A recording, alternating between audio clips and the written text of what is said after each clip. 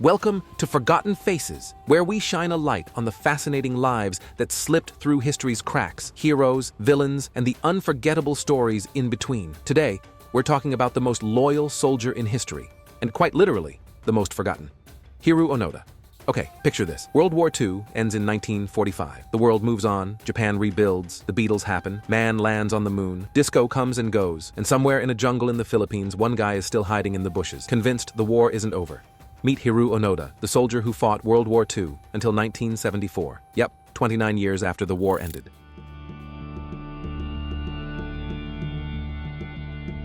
To set the stage, we've got to spin the globe back to 1944. The planet is in absolute chaos.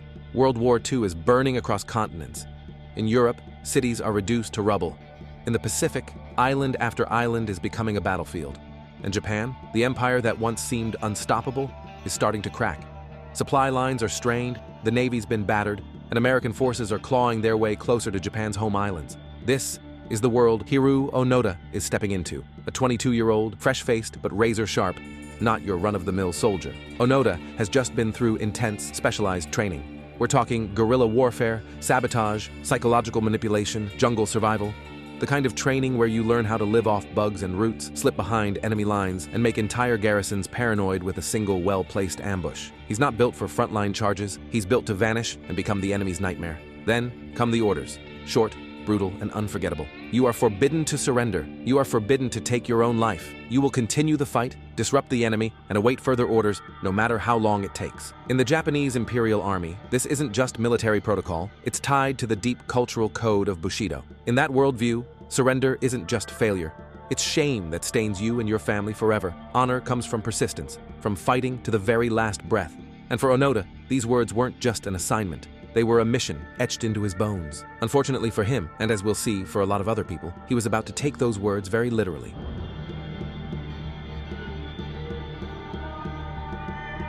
Fast forward to August 1945. Two blinding flashes tear through history. Hiroshima on August 6th, Nagasaki on August 9th. In the space of 3 days, over 100,000 lives are wiped out, and the Japanese High Command realizes the unthinkable. The war is lost. On August 15th, Emperor Hirohito addresses the nation by radio, the first time most Japanese citizens have ever heard his voice, announcing Japan's surrender. Across the world, guns fall silent. Soldiers pack up and go home. The largest war in human history is finally over.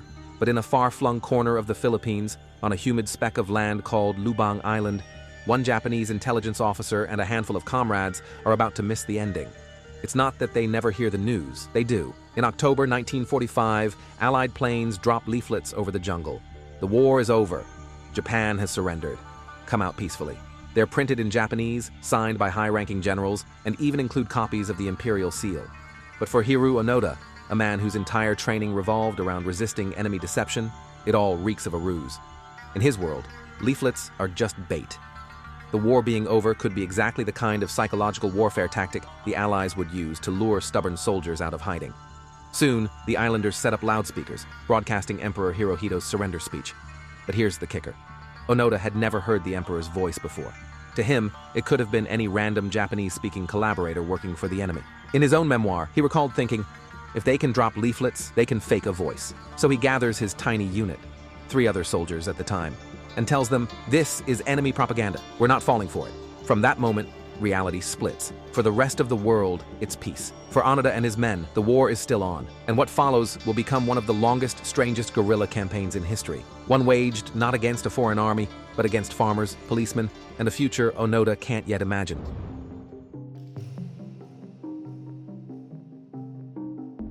At first, Onoda wasn't a lone phantom in the jungle. He had 3 comrades, Corporal Shoichi Shimada, Private First Class Yuichi Akatsu, and Private Kinshichi Kozuka. Together, they melted into the dense Philippine rainforest, carving out a hidden world beneath the tangled canopy. Their hideouts were cunningly camouflaged, pits dug into hillsides, huts woven from palm fronds, all invisible to anyone passing nearby. They'd cook in the early dawn or under heavy rain to mask the smoke. They mapped trails only they could navigate, memorizing every tree and ridge until the jungle was less a wild enemy and more an enormous leafy fortress. Food was a daily mission. They hunted wild caribou, water buffalo, trapped wild pigs, and foraged for bananas and coconuts. At night, they'd sneak into nearby villages, stealing rice, canned goods, or clothes left drying in the sun.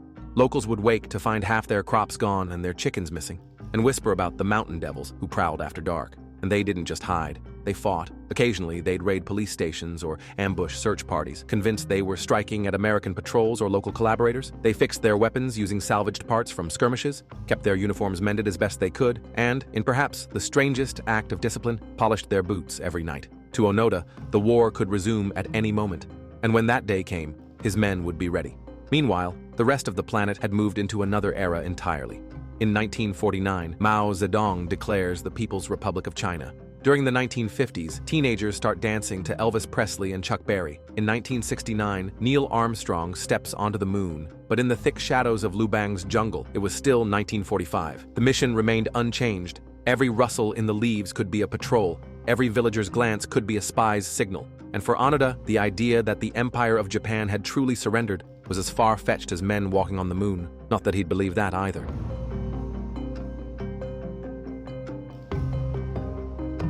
As the calendar turned and decades began to blur together, Onoda's tight-knit unit started to unravel. Jungle warfare was as much about survival against nature as it was about facing an enemy, and the attrition was relentless. In 1950, Private Yuichi Akatsu, weary from years of hiding and constant hunger, slipped away from the group. For 6 months, he lived alone in the jungle, before finally surrendering to local forces. When Onoda heard the news, he didn't think Akatsu had been rescued. He thought he had been captured and brainwashed by the enemy. It only reinforced his belief that trust was dangerous. The two remaining men, Corporal Shoichi Shimada and Private Kinshichi Kazuka, stayed by his side, sharing both the burden and the madness of their endless mission. But fate chipped away at the trio. In 1954, Shimada was shot and killed during a firefight with a search party.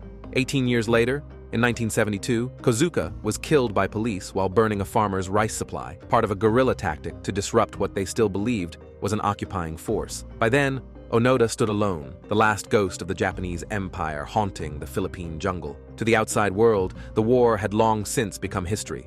But in Onoda's mind, it was still an urgent present. Why would I surrender? I'm a soldier. I have my orders, he would later explain, with the calm certainty of a man still waiting for the next battle. That same year, a Japanese search team stumbled upon something chilling. One of Kazuka's uniforms, still neatly kept, alongside a rifle and ammunition. News broke in Japan. Could it be true? Could Hiroo Onoda really still be alive after 27 years? The story hit like a thunderclap. Newspapers splashed his name across front pages, talk shows buzzed, and an entire country began to picture this lone soldier, camouflaged in vines and shadows, holding out against a war that had ended before many of his new admirers were even born.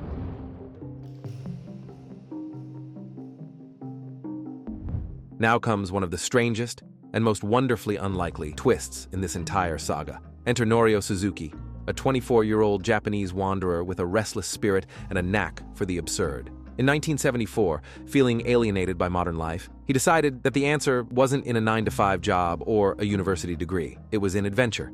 Before setting off, Suzuki famously declared his mission.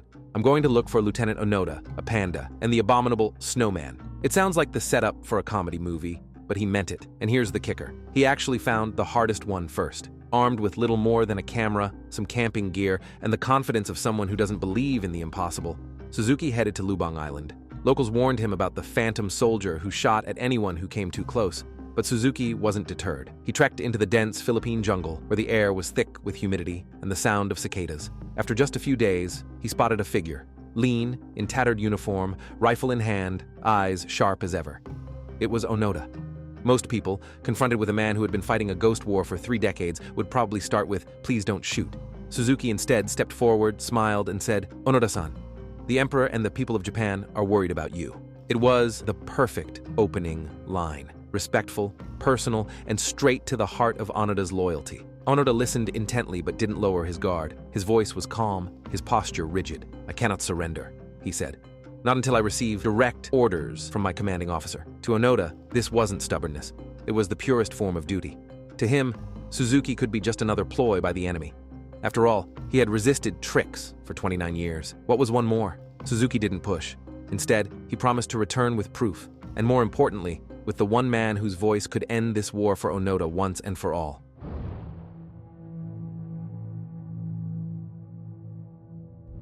Back in Japan, Suzuki's story hit the news like a thunderclap.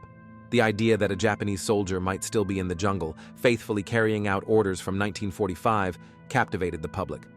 But to convince Onoda to come home, there was only one possible approach: find the man who had given him his mission in the first place. So, the Japanese authorities began digging, not through the jungle, but through old military records and post-war directories, and remarkably, they found him. Major Yoshimi Taniguchi, Onoda's former commanding officer. But Taniguchi was no longer the stern, uniformed figure Onoda remembered. Nearly 3 decades later, he was living a quiet civilian life, running a small bookstore in rural Japan. Imagine the scene. One moment you're arranging paperbacks on a shelf, the next you're told, "We need you to end a war that's been over for 29 years. In March 1974, Taniguchi agreed to make the journey to the Philippines. He dug out his old Imperial Army uniform, neatly pressed, medals gleaming, and flew to Lubang Island. When he entered the jungle, it was like stepping back into a different century. And then came the meeting. In a small clearing surrounded by the green walls of the rainforest, Onoda stood at attention as if the past 3 decades had been only days. Taniguchi spoke clearly, his voice carrying the full weight of the moment. "Lieutenant Onoda, the war is over. You are relieved of all duties." For a man who had survived monsoons, malaria, firefights, and isolation, this was the one sentence powerful enough to break his mission. Onoda snapped to attention, saluted crisply, and finally surrendered. From his pack, he produced his Arisaka rifle, still in working condition, along with 500 rounds of ammunition, several hand grenades, and his samurai sword, all meticulously maintained after 29 years in the wild.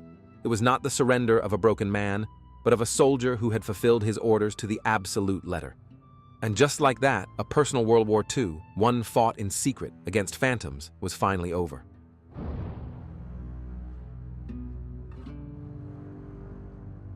After nearly 3 decades hiding in a jungle, he finally returned home to Japan. But the Japan he came back to was almost unrecognizable. Skyscrapers towered over cities, neon lights flashed everywhere, and the sounds of rock music filled the air. Most shockingly for Onoda, American culture had taken a strong hold. He reportedly broke down in tears when he saw McDonald's restaurants, symbols of the very culture he had fought against. The United States hadn't just won the war, they were winning the cultural war too, spreading fast food, Hollywood movies, and consumerism across Japan. For a man raised on Bushido and imperial loyalty, this was hard to accept. He mourned the old Japan, the Japan that sent him into the jungle with a mission he thought was sacred. People were fascinated and confused. Some treated him like a hero of loyalty and discipline. Others asked, "Why didn't you question things sooner?" Onoda himself felt out of place. He later said, "We were taught to put duty above all else. I never imagined I'd be used to fight a war that was already over, overwhelmed by how much had changed and how much he had missed." He struggled to find his place in a modern world that seemed far removed from the values and discipline that had defined his life. Onoda later said he felt like a stranger in his own country. Seeking peace and simplicity, he moved to Brazil to become a farmer, hoping to leave behind the noise of modern life. Years later, he returned to Japan and even opened a survival school, teaching people how to endure tough situations, though hopefully not for 3 decades. So, what can we learn from Hiroo Onoda? Maybe it's about loyalty, maybe it's about questioning orders, or maybe it's a cautionary tale of how hard it is to let go of a mission when it's become your entire world. One thing's for sure, history isn't always about empires or presidents, sometimes it's about one man, in a jungle, refusing to believe the war was over. And this was the first episode of Forgotten Faces. We hope you enjoyed it. If you'd like to support our work and help us bring you even more incredible stories from the past, you can buy us a coffee or simply like, comment, and subscribe. See you next time.